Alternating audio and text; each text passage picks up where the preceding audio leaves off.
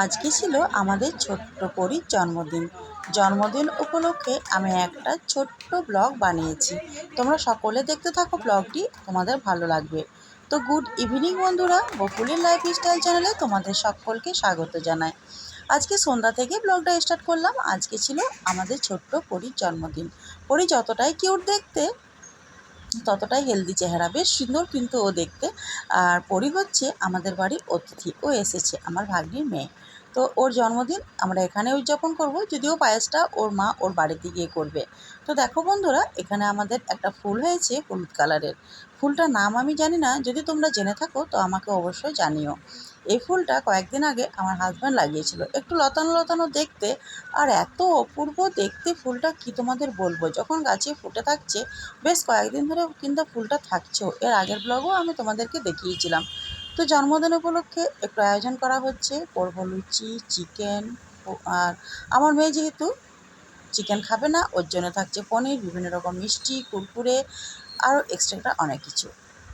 তোমরা প্রথম থেকে শেষ পর্যন্ত ভিডিওটি দেখতে থাকো, তোমাদের ভালো লাগবে।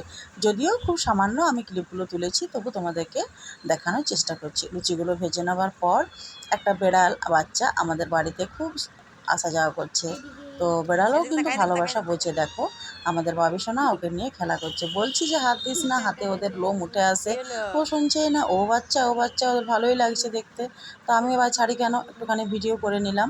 তারপর যথারীতি সন্ধ্যা হয়ে গেল। সন্ধ্যার পর সব কিছু আয়োজন এখানে করা হয়েছে। আর আমাদের বাড়ির লাইটটা একটু অনেকদিন হয়ে গেছে অন্ধকার অন্ধকার, তো ভিডিওটা না একটু অন্ধকার অন্ধকার এসছে, যেহেতু এটা মোটামুটি 8টার মতো বেজে গেছে, তার জন্য লাইটটা একটু অন্ধকার এসছে। আর এটা হচ্ছে মঙ্গলবারের ভিডিও, আর আজকে হচ্ছে বুধবার। তো মোটামুটি দেখো আমাদের বাড়ির মেয়েগুলো সব কিছু রেডি করছে। এই দেখো পরি, বললাম না পরি খুব দেখতে সুন্দর, নামটাও পরি, দেখতেও পরি। আর পরির সঙ্গে আমি একটুখানি ভিডিও করে নিচ্ছি।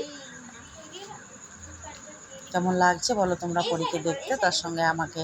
আর এই যে দেখো কত বড় কেক আনা হয়েছে, ওর ভালো নাম হচ্ছে পূর্বা। আর আমার শাশুড়ি মা ওর নামটা রেখেছিল, নামটা কিন্তু বেশ সুন্দর। অনেক কিছু অনেকভাবে সাজানো হয়েছে, অনেক বেলুন বেলুন লাগানো হয়েছিল। আমাদের বাড়িতে অনেক বাচ্চা আছে, তো আমরা আর কাউকে নেমন্তন্ন করিনি, যেহেতু ও আমাদের বাড়িতে অতিথি। কিন্তু জন্মদিনটা ওর এখানে পালন করা হলো। ওর পুজোর মানসিক ছিল আসানসোল ঘাগরবুড়ি মন্দিরে, যেহেতু আমরা আসানসোলে থাকি, তো ওখান থেকে এসেছিল। আর আমার ভাগ্নি এখান থেকেই খুব বেশি মানুষ এসে এখানে ও সব কিছু, তার জন্য এখানে আসতে বেশি ভালোবাসে। তো বাচ্চাটা সেই মতো মামা বাড়ির মতো এখানে আসে। এই যে ওর চলছে ওর বার্থডে সেলিব্রেশন। তো 8 বছর বয়স, কিন্তু দেখতে অনেকটাই বড় হয়ে গেছে। ঠিক যখন করোনা চলছিল তখন কিন্তু আমাদের পরীর জন্ম হয়েছে। তো তার ভাগে ভাবলাম আমি একটুখানি ভিডিও করি, যদিও আমি ক্যামেরার সামনে ভিডিও করতে আমার খুব একটা ভালো লাগে না। আর এই যে পরীকে নিয়েও একটুখানি ভিডিও করে নিচ্ছি। এই যে আমাদের পরিসোনা। তারপর সন্ধ্যাবেলায় একটু মায়ের পুজো, মাকে একটুখানি ধূপ দীপ দিয়ে একটুখানি প্রণাম করলাম। তো ক্যামেরাটা ঝাপসার জন্য মাকেও ভালো করে দেখাচ্ছে না। মা তো আমাদের জগৎজননী, মা ছাড়া তো আমাদের দুনিয়ায় কিছু নেই, কী বলো তোমরা। আমি তো মাকে ভীষণই মানি। আর এই যে রয়েছে আমার গোপাল। গোপাল আমার মাটি, এখানে যেটা আমার আছে, তো একটুখানি রঙটা ধরে গেছে। আর মেয়েকে একটুখানি করে দিলাম দেখো, মানে আলু পনির। বাট একটুখানি পনির ছিল ফ্রিজে, ও তো চিকেন খাবে না, আমি এটা আলাদাভাবে ওকে করে দিলাম।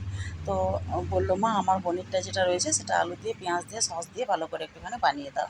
এটা খেতেও ভীষণই ভালোবাসে। এই পনিরের সবজিটা বেশ কিন্তু কালারফুল, একটুখানি কাশ্মীরি লঙ্কার গুঁড়ো দিয়ে দিয়েছিলাম, বাটার দিয়ে ভালো করে কষে করে দিয়েছি। তো আজকের এই ছোট্ট ব্লগটি তোমাদের কেমন লাগলো অবশ্যই কিন্তু জানিও। অবশ্যই পাশে থেকো। সকলকে টাটা।